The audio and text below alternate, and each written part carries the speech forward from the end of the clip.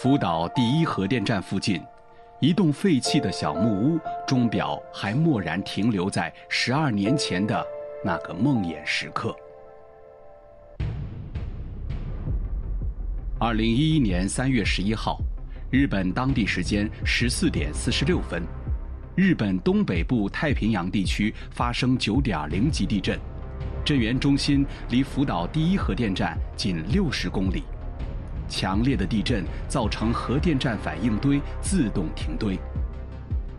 46分钟以后，15点32分，地震引发了特大海啸，14米高的巨浪淹没了福岛第一核电站，厂区失去电源。3月11号20点左右，因停电失去冷却的反应堆燃料棒开始融化。3月12号15点36分开始，福岛第一核电站1号、3号、4号机组相继发生氢气爆炸。3月12号20点22分，为冷却反应堆，正式开始向原子炉内注入海水，由此形成的含有放射性物质的核污染水持续增长至今。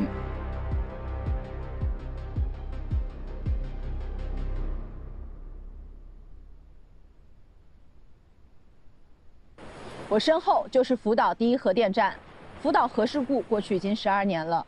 积存的核污染水已经超过130万吨，而且还在以每天100多吨的速度增加。体量如此之大的核污染水应该如何处置，考验着决策者的良知和智慧。日本政府和东京电力公司最后给出的答案是，将核污染水经过过滤和稀释之后排放到海里。尽管有过滤和稀释作为前提，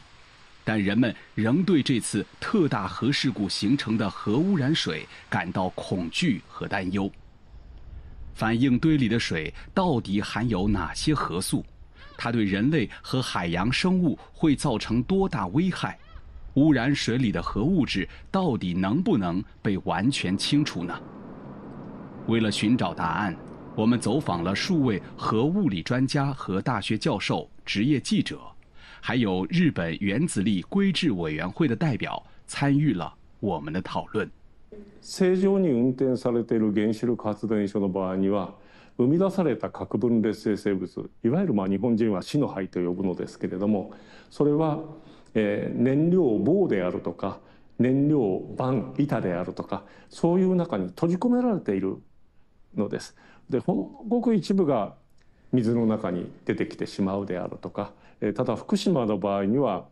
本来であれば燃料棒の中に閉じ込められているべきであった放射性物質が全て表に出てきてしまったと。燃料棒そのものが溶けてなくなってしまっていて、もう作り出した放射性物質がどんどんと水の中に溶け出してきて、汚染水を作っているということですので、今アルプスで処理された汚染水は産業排水と一緒だということを常に東電が主張していますが、先生はどう評価されますか？ですから今聞いていただきましたけど、全く違うのです。日本の政府や東京電力がデータを示しています。で、どんな放射能が入っているかといえば、ストロンチウム90という放射能、あるいは要素129という放射能、ルテニウム106という放射能、その他にもたくさんあるんですけれども。在福岛第一核电站特大核事故发生1年之后，2012年3月，东京电力公司首次对核污染水中所含放射性物质的成分与浓度进行测定。结果显示，浓度超标的核素有64种之多。还有专家敏锐地指出，还有一些潜在的核素没有被检测到，而且其危害更不可小觑。So we have seen some data from Tokyo Electric. What's known is that at the time of the accident, the water that's become contaminated, about 62 different types of radioactivity, plus carbon-14 and tritium, were in the tanks. They still have not done a full explanation of all the radioactive materials that are in the tanks. Actually, only about 20% of the tanks have been substantially tested. もともと64種類以上の核種が入っているわけだと先生のこういう論点はその理由を聞いてもよろしいですか？もともとのとにかくそのソース源がその燃料デブリなわけで燃料デブリの中にはもともと1000核種以上の放射性核種が含まれているわけですから当然この燃料デブリが水に接触すればいろんなものが溶け出してくることは明らかですよね。先生、他の各社のご意見ですが、今の処理水の中でアクチニット核種もあるという意見もありますが、先生はどう思われますか？それは全くその通りだと思います。もともと福島の第一原発の3号炉はですねモックス燃料といってウランの燃料の他にプルトニウムの、燃料も使っていたんですね。它很难检测得到，就是它的毒性非常强，但是它的比活度比较低，放射性的活度又低的话，它的检测是有一定的困难的。同时，它会受到共存的核素的一个干扰。像拿237这样一个核素，它的半衰期是217万年，它的放射性是非常低的。但是呢，它的这样的一个很低的一个量，它的毒性又是非常高的。これもテルルという元素なんですけど、毒性がですねこの青酸カリに匹敵するくらいの毒性があるんですね。で、そういったテルルについては全く東電は触れてないですし、規制委員会も特に触れてないですね。やっぱり燃料デブリの中には何十キロというテルルが生成しているわけですから、やはり危険なことだというふうに思いますね。今この元素は64種類の中に入っていないということですか？そうですね、入っていないですね。はい。なぜ入っていない？この元素はそんなに危険性があるのに。テルルなんかはある意味ではその安定な元素なので、今東電や規制委員会が取り上げているのはその放射性核種をしか取り上げていないので、まずそれで含まれていないのかなというふうに思いますね。我々としてはその他にも各種いるかもしれないけれども、今までのその測定結果から十分規制基準を満足できるものであると。全体的に濃度が低いということですね。汚染水に相当する水が相当溜まっておりました。で、それは非常に放射線レベルも高いものですので、敷地の外にも線量の影響が生じているものでございました。で、それを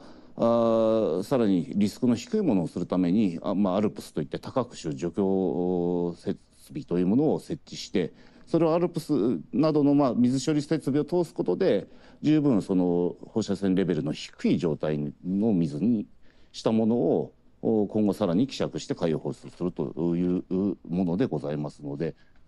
アルプスっていうのはフィルターをつけて、そのフィルターに汚染水を通して、そのフィルターでそのトリチウム以外の核種を取り除くっていう機械なんですけど、アルプス処理という方法はどういう流れで決めましたか？かなり早い段階、もう2012、13からも検討されてってるわけですよね。2011年の初期の段階は。ただあまりにも量が多かった時期はフィルター交換できなかったんですね。なのでかなりアルプスの性能落ちてしまって、今も1000個あるタンクのうち7割にトリチウム以外の核種がいっぱい入ってる。多核素去除装置从开始运转就遇到了很多问题。最早发现和对外公布多核素去除装置处理效果没有达标的是一些媒体人。河北新報も60数回規制値を超えているという記事出してたんですけど、それを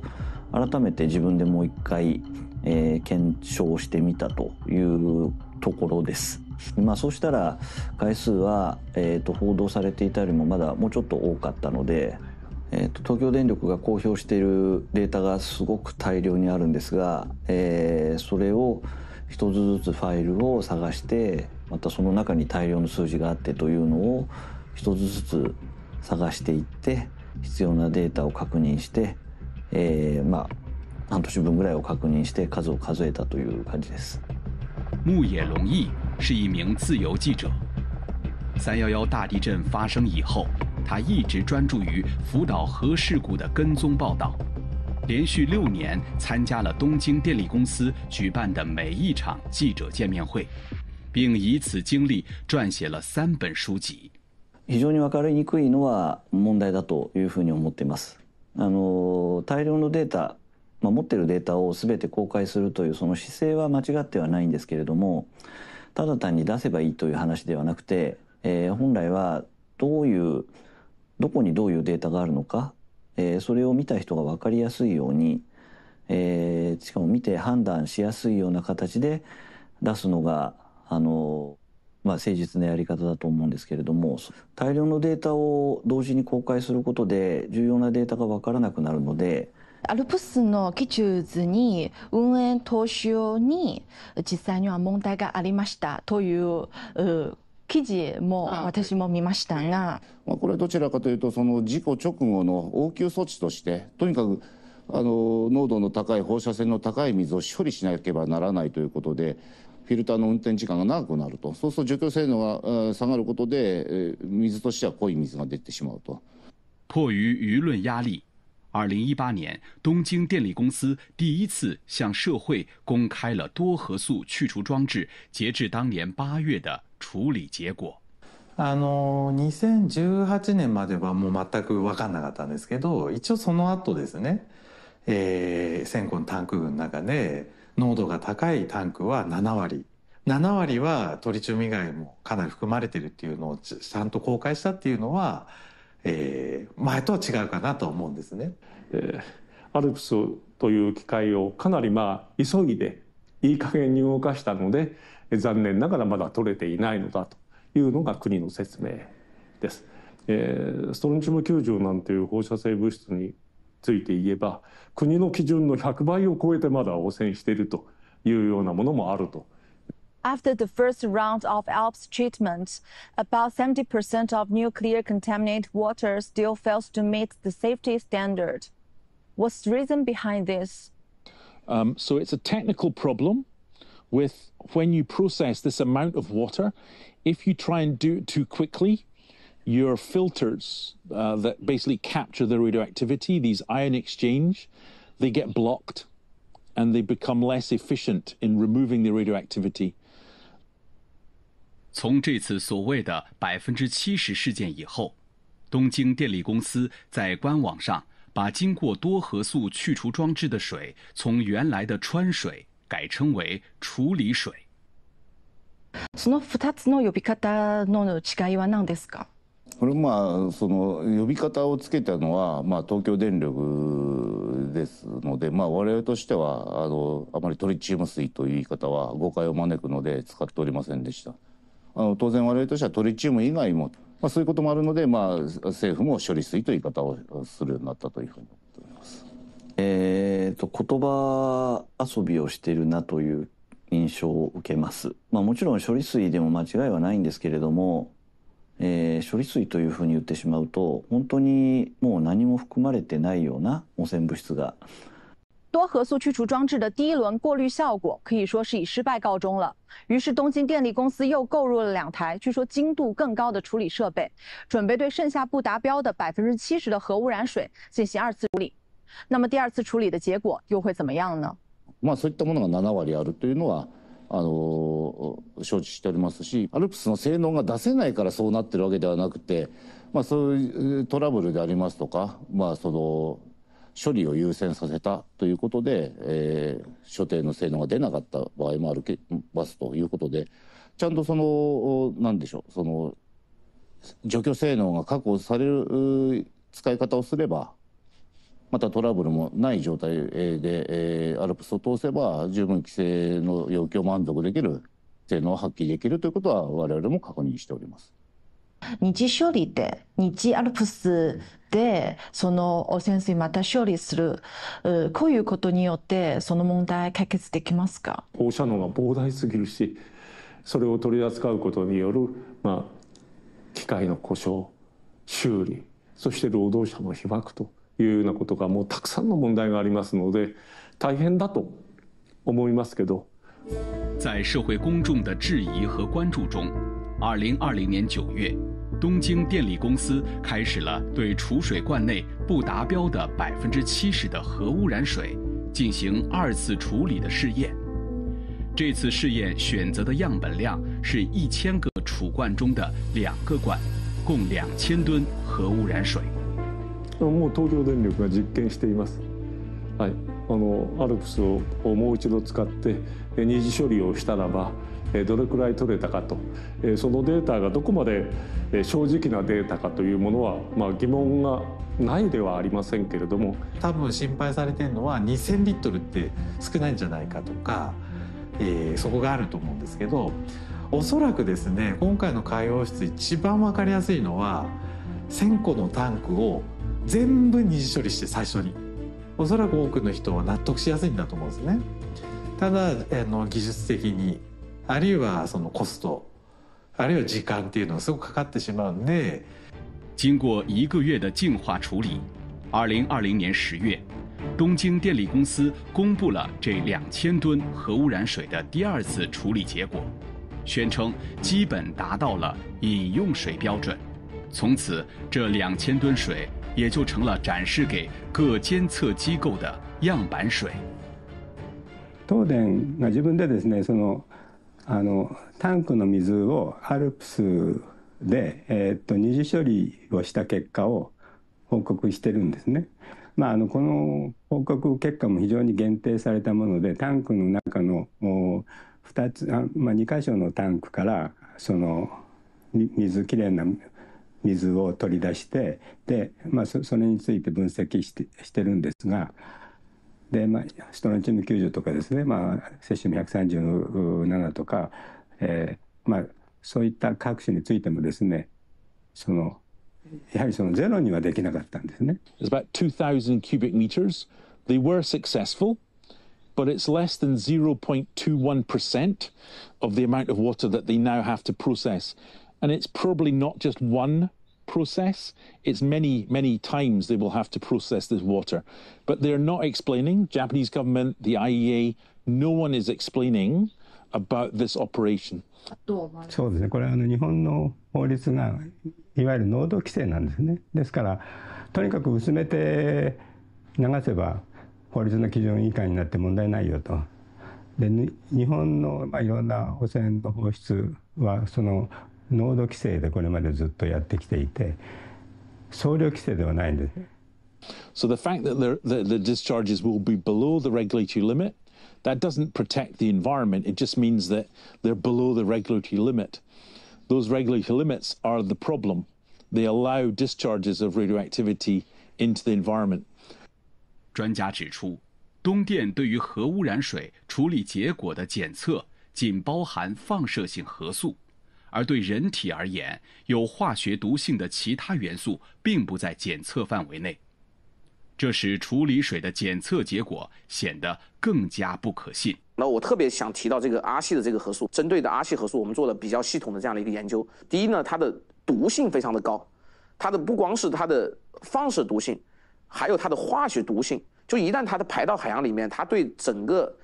海洋生态安全的这样一个影响，它可能比刚刚那几个核素它甚至要更大。ウランにしろプルトニウムにしろやはり科学的な毒性があるんですけれど、今のところ汚染水の中に含まれていませんよっていうどうも測定結果があるみたいなので、あまり大きくは取り上げてはいないですね。アルプスで処理する対象の各種というのは確か決まっておりますけれども、62各種と。で、今ご懸念のその62以外の各種も除去されずに出てくるんではないかというご懸念ですけれども、それの一つは炭素14であります。しかし炭素14はアルプスを通したとしても、もともとその濃度としては十分低いものであるとで同様に我々としては他の各社もいるんじゃないかということで、精査東電にさせまして、十分非常に低いというか、もうほとんど検出されないレベルであった。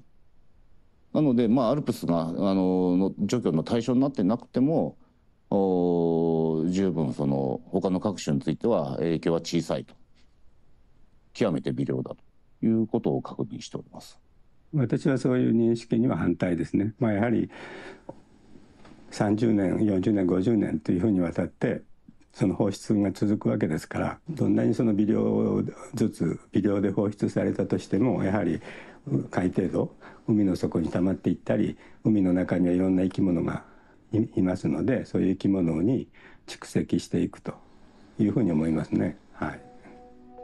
东电承认，第一轮核素去除过程中出现的问题大多与操作和管理有关。那么，在未来的30年、40年当中，东京电力公司的运营管理能不能让社会公众放心呢？どんなに性能がいいものでも使い方間違えれば問題が起きますし、どっちかというとそのALPSそのものよりもALPSを使っている東京電力の技術技能の方に懸念が覚えます。ALPSという設備の中に、いろんな保守点検が必要な部品がいっぱいあるんですね。でそのうちの一つにフィルターがあるんですけど、当初そのフィルターをメンテナンスする期間っていうのが決まっていなくて、しばらく何年かしたんで東京電力が全部フィルターの点検を1回した時に、ほぼ全部壊れてたんですね、フィルターが。どういうことだっていうふうに聞いたら、東京電力は壊れたら交換するからいいんだっていう説明をしていたんですけど、壊れているのが見つかったら直すような保守点検の仕方をしているから、それは問題ないというふうに東京電力は言うんですけど、もしALPS設備の中で例えばフィルターがうまく機能していないとか、何かトラブルがあるときは、すぐ分かりますか？いやっぱりすぐは分からないと思うんですよね。処理をしてで最終的に出てくる水をタンクに溜めて、でそのタンクの中の放射能を測らないときちんと処理できたかどうか分からないわけですから、やはりそれも難しいですよね。確かに。为了取得公众的信任，东京电力公司专门设立了处理水门户网站。网站对多核素去除装置和其他污染水处理相关信息进行了简单的解释，却并未将真正的问题和困难向外界公开。これから東京電力がどういうふうに、やればうまく説明できるようになっているんでしょうか。どう思われますか？やっぱり東京電力だけではなくて第三者機関を福島第一の中に入れて、いろいろな人がいろいろな目でいろいろな角度で検証できるような体制を作るのが一番大事だと思います。We are really concerned about the Fukushima Daiichi site. It's right on the Pacific coast. There is an enormous amount of radioactive material. This nuclear fuel that melted down in 2011. There is no solution for that at the moment. It's still in contact with the environment. Maybe the discharges will begin this year, but we are very, very far away from actually solving any of these problems. これ簡単にね賛成反対ということはちょっと難しいんです。海江田万里，日本众议院议员。2011年核事故发生时，他正是日本经济产业大臣，参与并指挥了福岛第一核电站事故处理的全过程。ただ今の段階で海洋放出しますと、やっぱりまだまだわからないこともありますし、それから心配をされている人たちもたくさんいます。過酷な事故のあった燃料に由来する放射性物質だということで。从2016年起，日本政府正式开始酝酿核污染水的处置计划。具体实施这个计划的正是海江田在经济产业省的继任者们。だけれども、やはり処分方法について、5つについて、小委員会で議論をしていただいたということなんですね。それらについてもやはり多くの方々の意見を聞いたということで、その6年間、小委員会の議論もしてまいりました。そういう中で、時間の制約も含めて、私どもは適切であったと思っております。核事故发生后不久，为了处置日益增长的核污染水，日本政府成立了2个由政府官员和相关专家组成的专门小组委员会。分别对核污染水的处理技术、成本和社会影响进行探讨和评估。汚染水って出るわけですよね、冷却するために。でもう溜まり続けてるんで、まず汚染水を処理する委員会っていうのは国が作ったんですよ。これはもう内閣総理大臣とかが入る委員会で、その下に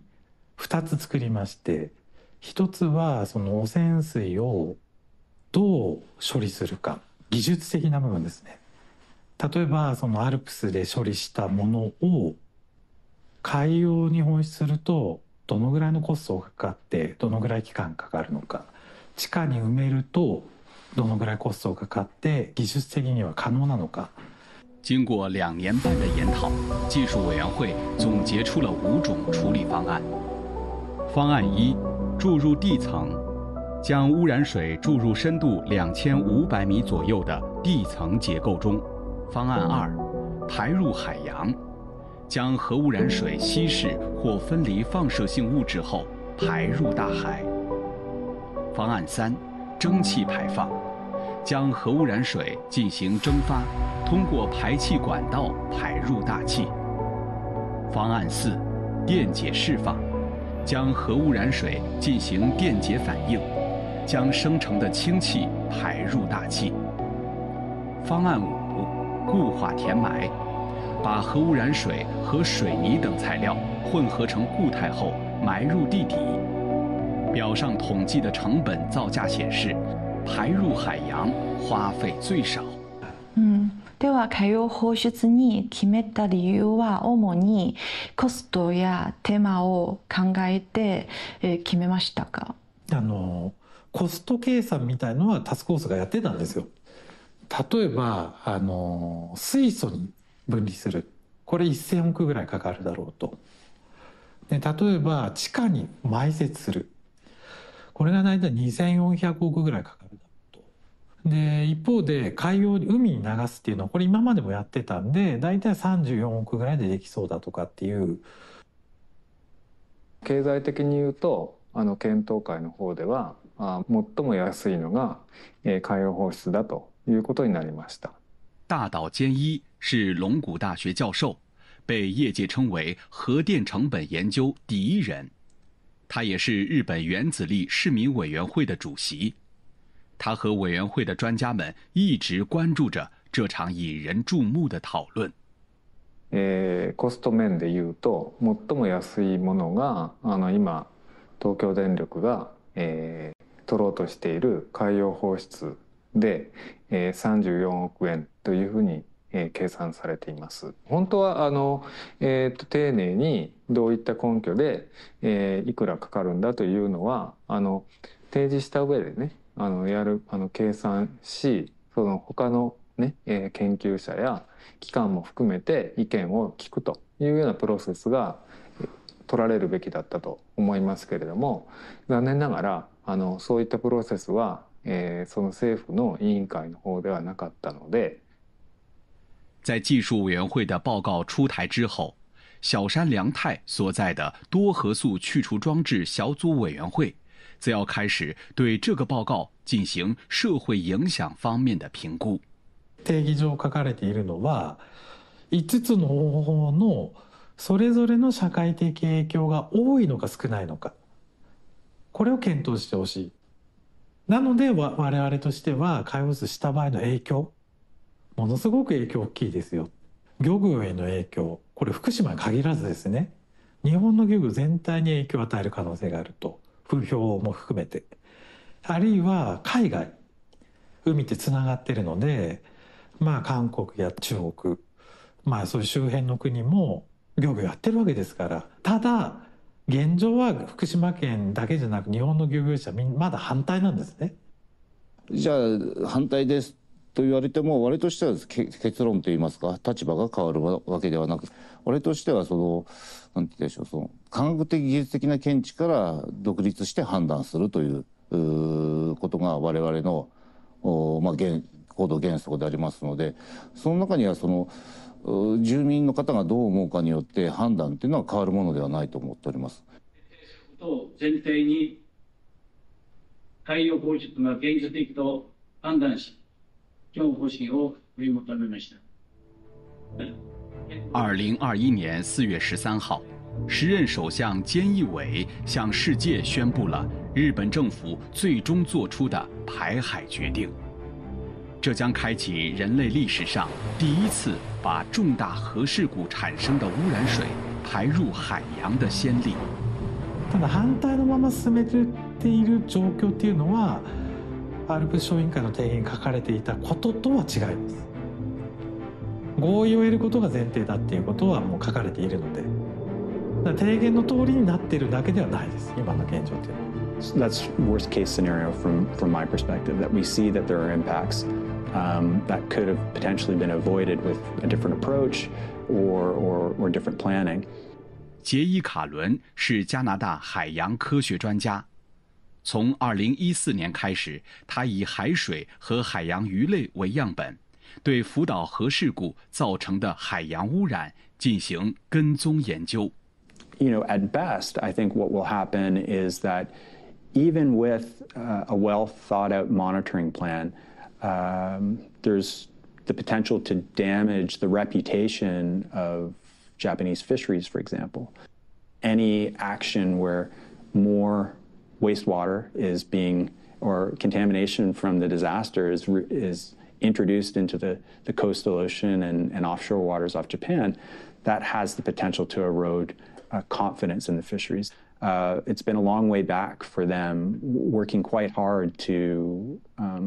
maintain their livelihoods, their way of living, and to reestablish confidence in their seafood products. And I think we really have to think about the Japanese people who are still, that coast is still recovering from the tsunami and the nuclear meltdown. 受海啸和核污染冲击最严重的福岛县，有超过160公里的海岸线，生活着上千靠海为生的渔民。他们正在复兴的希望和排海的失望中彷徨忍耐。核电站事故后，东京电力公司给予了福岛县渔民渔业补贴，他们很少接受媒体采访。小野春雄是敢于面对媒体发声的代表。これを覆すということは、やっぱりみんなやっぱり世論の力とかこういうマスコミ、なら俺はマスコミを受けてるんですよ。こんな島田氏俺こんなこと喋ってくださいよ。漁師は海なんだ、海が仕事場なんだから。小野今年71岁，从15岁开始出海打鱼，已经有56年了。一场地震改变了他的生活，而排海的决定更让他心力交瘁。一変しましたよ。だって何にもなくなったんだもの。うち全部流されちゃったもの。全財産が残ったらこの船だけだったもん。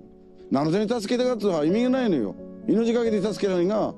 やってやっと12年経って両親もこう落ち着いたのよ。今年な春から夏かけ海流せなって言ったら。とてつもね我々魚も売れないしな、こういうことなんでやるんだかと。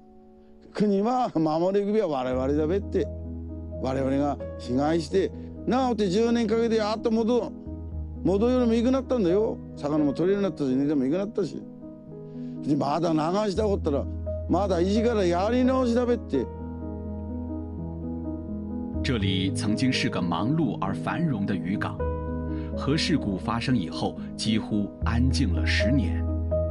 2年前刚刚恢复的试验性捕捞，让小野他们重新回到了大海，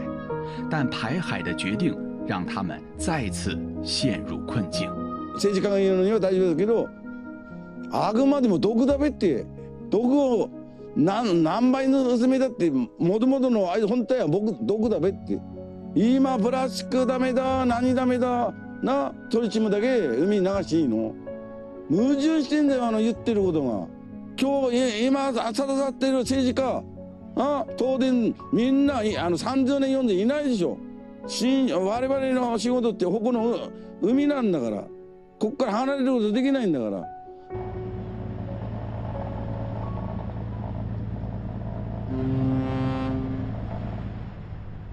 被害者が一方的に被害を受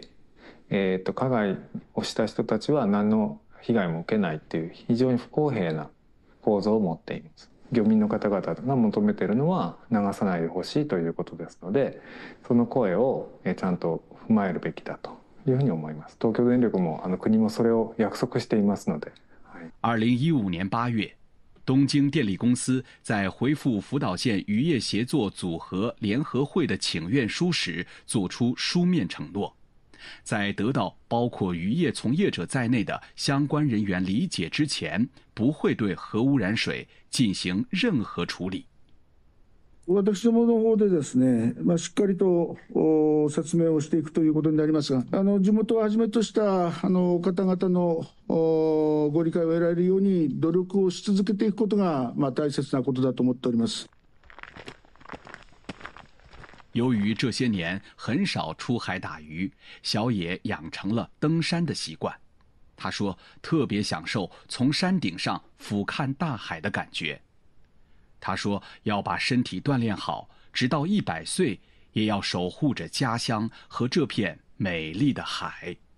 ね、絶対流されてる。この約束どうなんですかって。人間約束を破っていいってことないでしょって。政治家だって一国の総理大臣で決めないのよこれは。我々の話を聞かないと。我々が海を使ってんだから。それは約束破ってますよ。だからその政府が関係者の理解がなければこれは放出しませんよということを約束しているわけですから国会でそのことを野党が質問しまして、岸田総理は確かにまだ得られていないと。だけどこれからも努力していくと約束を守れるようにね。海ってみんな使うんですから人間が。こんなとこ汚してはダメなんですよ。全世界でやっぱり応援してだって流す必要がないんだもん。法があるんだもん。どんな法でも人間が今の時代の笑顔だどんな法でもできると思うよ。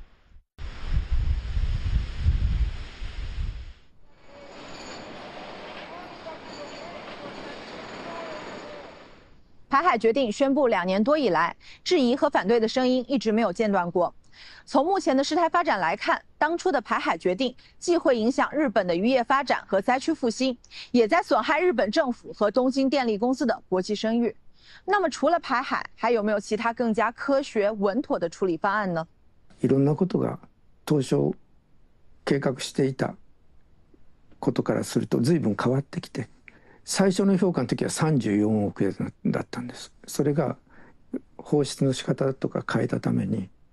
4年間だけで430億円ってなった。最初の計画は88ヶ月でできるっていう。だから現在は30年以上続くことになるわけだから全くその当初の計画から変わってきている。そうすると本当に最適なやり方なのかどうかっていうことを改めて考えないといけない。最初の合理的だというようなことだけで今やろうとしているというのが大きな問題だと思います。そもそも汚染水がこれ以上増え続けなければ、海洋放出しなくても済むんじゃないかということで。柴崎直明是福岛大学教授，同时也是福岛县废炉退役安全委员会的成员。负责核查和研究东京电力公司发布的有关核污染水的数据和资料。核事故发生以后，他曾多次进入福岛第一核电站考察。在接受我们采访的前一天，刚从厂区现场回来。では今汚染水の状況はいかがですか？最近のデータを見ると、そもそもですね、汚染水が今でも増え続けているので、汚染水の中の地下水の割合っていうのははっきりは実はよく調べられてないんです。ただ雨水と地下水による流入量で全体の8割ぐらいですね。私の意見は海洋放出ではなくて、とにかく今増え続けている汚染水をとにかく発生量をゼロに近づけてほしいと。そうすれば今溜まっている水を安全に保管すれば海に流す必要はないんじゃないかという。では先生から見るとご提案は具体的にどういう提案ですか？私たちの提案はその今までやられた凍土壁とは違って、もっと広い範囲に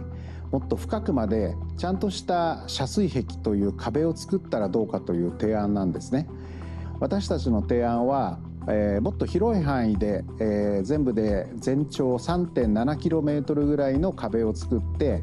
で深さもですね35メートルから50メートルぐらいまで下までちゃんと確実に壁を作って遮水をすると。それからその広い範囲で囲まれた中には当然雨も入ってきますから、集水性というですね、水をこう確実にこう排除して水位を下げるというその対策を組み合わせて、で建屋への地下水流入量を抜本的に削減するという案を提案しています。これはもともと批判がありました。耐用年数が5、6年かそれぐらいなんですね。永久的なものではないわけです。で周りをきちんとその構造壁といってコンクリートで作って入らないようにするという技術は別に難しいことではありません。はい、でそれは日本の建設会社が十分できることですね。だからそういうことを、取らないっていうことを続けてきているのが、東京電力。除了切断地下水源、减少污染水的增量以外，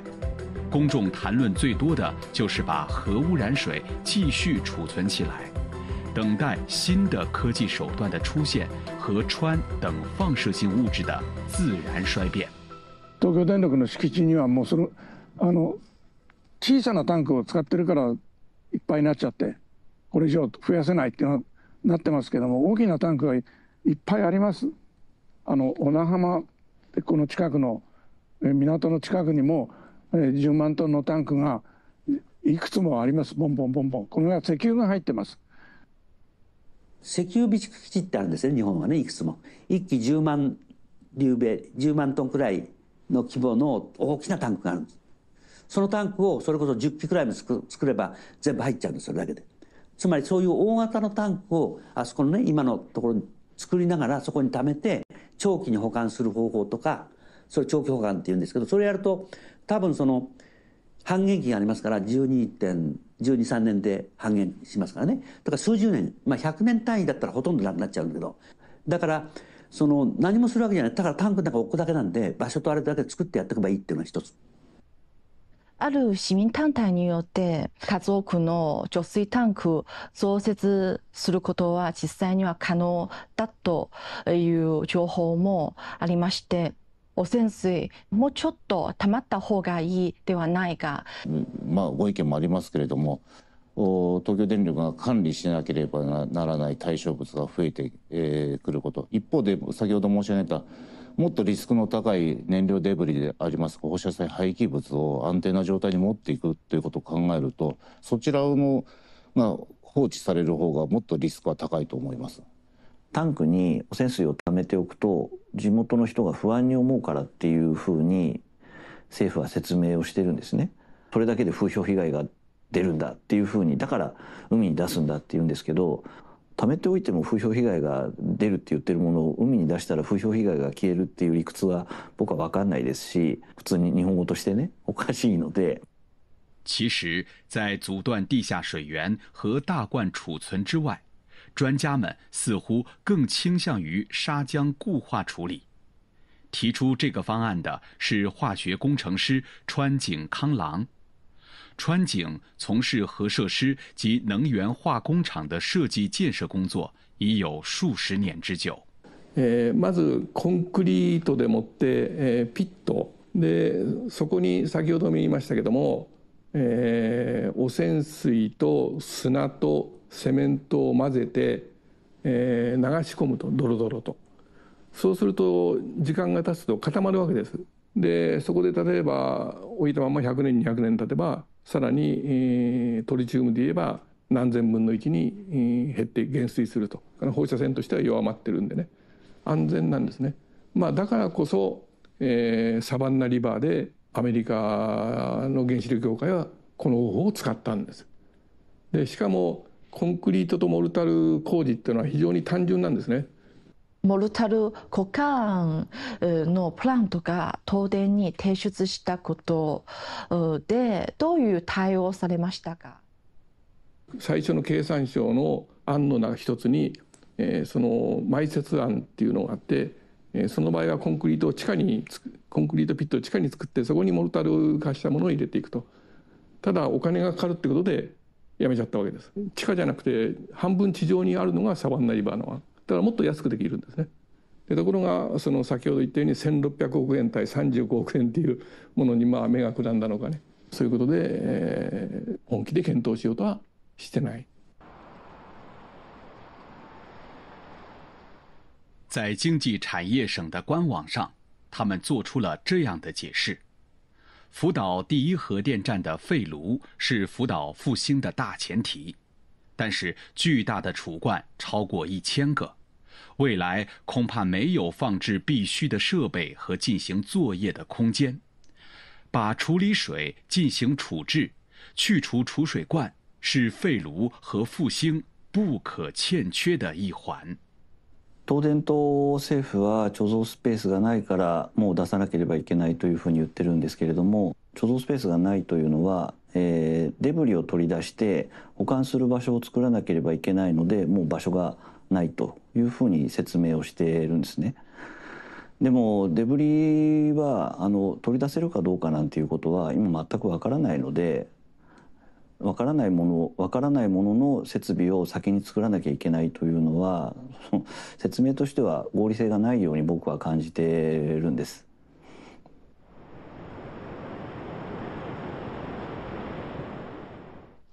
So there is a mythology that's being created over these last 10 years or more that it is possible to recover fully from a triple reactor nuclear meltdown. So the time frame that's given by the Japanese government, by 2040 to 2050, the entire Fukushima Daiichi site, the reactors, the nuclear waste, everything will be removed from the site and removed from Fukushima Prefecture. There's no basis for that. They really don't know what's going to happen with the Fukushima Daiichi plant over time. なぜ海洋放出は廃炉のプロセスの中で重要な一環ですかね。やっぱりそのデブリを取り出す廃炉ね、そして福島は終わったんだということをアピールすることができる。から汚染水の存在もなくして海洋放出によってね。福島のなんていうかな、先ほども言ったけども負の遺産である汚染水の存